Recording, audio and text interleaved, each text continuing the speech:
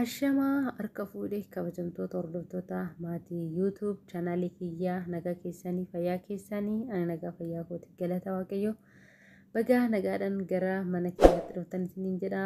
Chaanaaliin kun hawwii YouTube lakkoofsa 12 ani immoo hawwiidha.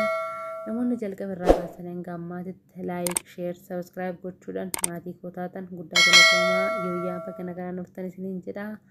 Namoonni immoo guyyaa har'aa kana chaanala kiyyaaf haarawaa taatan jechuunis kotteen isiif fide jechuudha. Subscribe gochuudhaan maatii YouTube chaanala kiyyaa ta'a isiniin jedha. Akkasumas viidiyoo kana daawwattanii yoo xumurtan yaada keessan komentii irratti kaa'aa. Akkasumas immoo like gochuu hin dagatinaa. Like gochuun keessan viidiyoo kana mimmiqa akka jaallate viidiyoon kun hanga kan bareedaa akka ta'e akkan ittiin beekuudha. Akkasumas immoo komentiin keessan immoo yaada viidiyichaa ilaallata waan ta'eef video kana daawwattanii xumurtan komentii osoo hin kaa'in hin bayinaa isiniin jedha.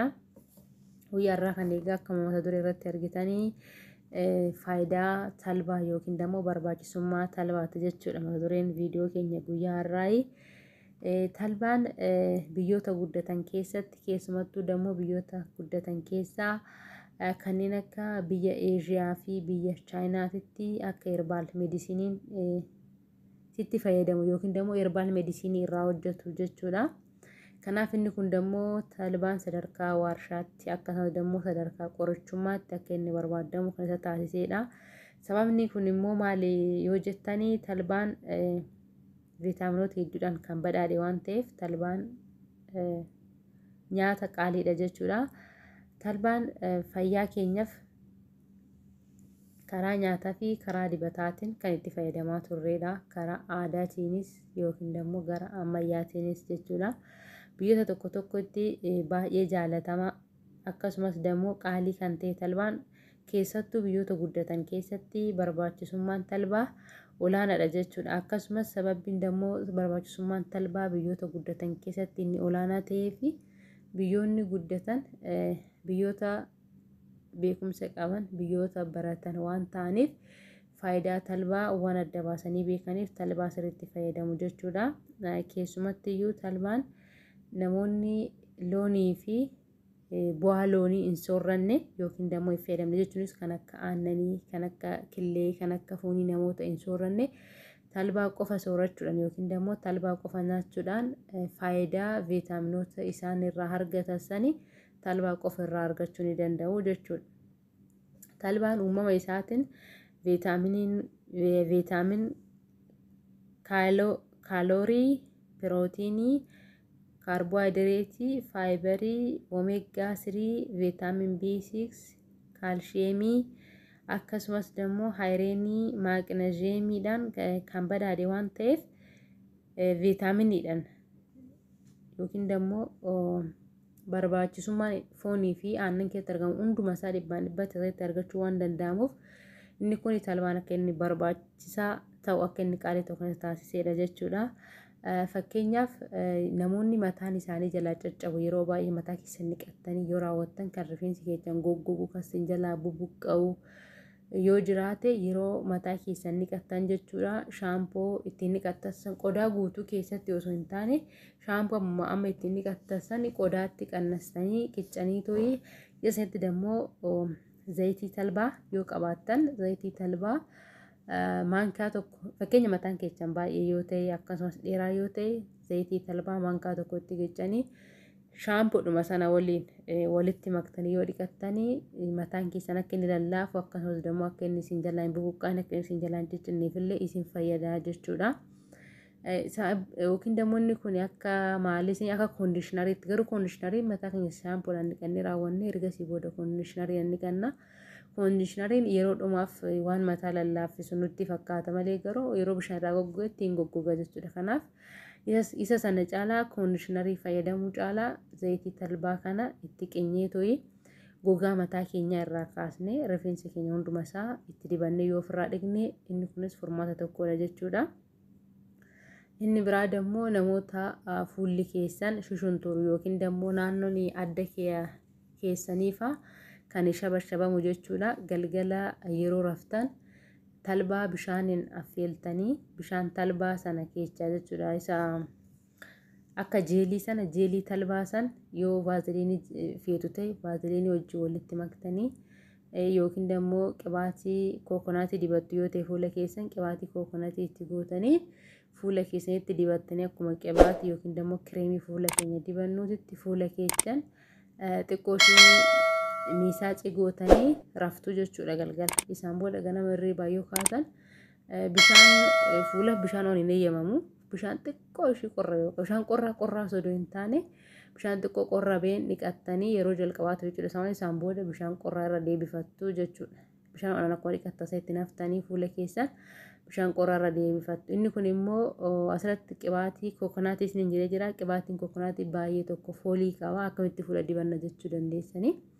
Qibaatiin kookonaatii hunda miti kan foolii qabu. Qibaatii kookonaatii ta'ee kan foolii hin qabne orijinaalli ni jira jechuudha. Xiqqoo ishii gatiin isaa yaa qaala'u malee namoonni qibaatii kookonaatii kan foolii hin qabne yookiin immoo orijinaala isaa fayyadamtan yookiin immoo qabdan itti dabalachuu dandeessu isinuu ni beektu jechuudha. Namoonni immoo hin qabne qibaatii kookonaatii isa rifeensaa qabdan isa foolii qabu yoo ta'e anisa kana irratti eenyuun jedhu jechuudha. Saamni isaa tarii fuula firri shaggaa ta'uu dhiisuu danda'an suni garuu qibaatiin kookonaatii inni orgaanika ta'e immoo fuula firri ni ajajamaa jechuudha. Namoota fuulli keessanii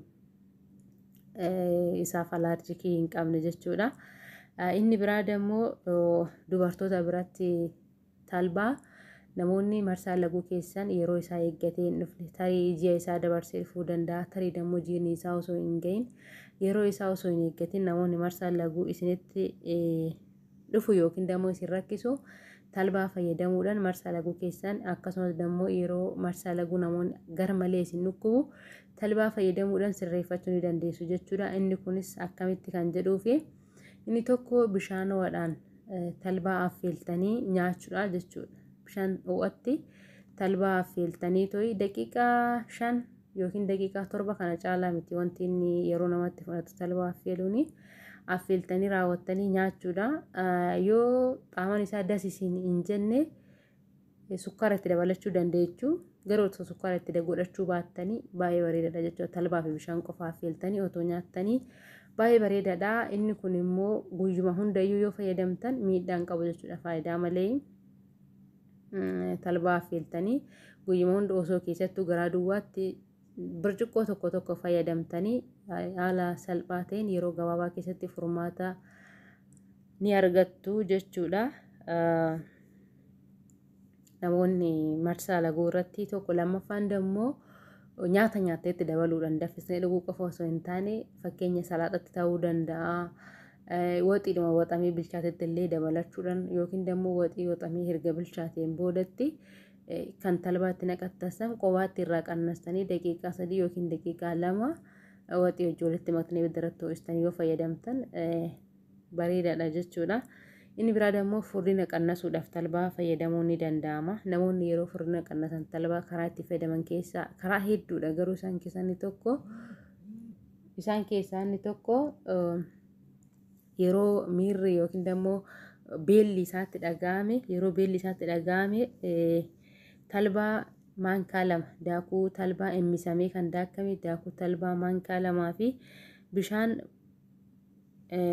labbi jedhe yookiin immoo kan sirriitti hin ooyine jechuudha. Birciqqoo tokkotti fuudhanii talbaa sana itti waxabatuudhaan dhuguu. Inni kun maanni fedhii nyaataa hir'isaa jechuudha. Sababbiin isaa talbaan faayibariidhaan kan badhaadhe jenne miti talbaan faayibariidhaan kan badhaadhe waan ta'eef fedhii nyaataa waan hir'isuuf inni kunis yeroo fedhii nyaataa keenya irratu immoo sa'aatiitti nyaachuu qabnu sanitti waan nyaata san dhiisnuufu inni kun salphaadhumatti furdina hir'isuudhaaf yookiin immoo qannasuudhaaf nama tajaajilaa jechuudha. Inni biraa immoo garaan yoo nama goggoge isaa akka duratti amma yeroo marsaa laguu ibidda irratti bishaan wajjin walitti ho'istanii nyaachuudhaan isin jettan haala saniinis fayyadamuun hin danda'amani tokko. Inni lammataa immoo akka bassootitti talbaa immisanii daakanii bishaan ho'aa qofaan osoo hin taane bishaan qorraa qofaanis baxabbatanii dhuguun ni danda'ama jechuudha. Akka bassoo sanitti yoo sukkaara malee fayyadamuu hin dandeessu ta'e sukkaara malee fayyadamtanii irra filatamaadha. Garuu sukkaara malee fayyadamuu hin dandeessu ta'e sukkaara sitti dabalachuu ni dandeessu isin jedha. Kanaaf viidiyoon keenya guyyaarraa kana fakkaata. Anaan immoo eechaa fidde yoo naan jettanii ani warroota baratan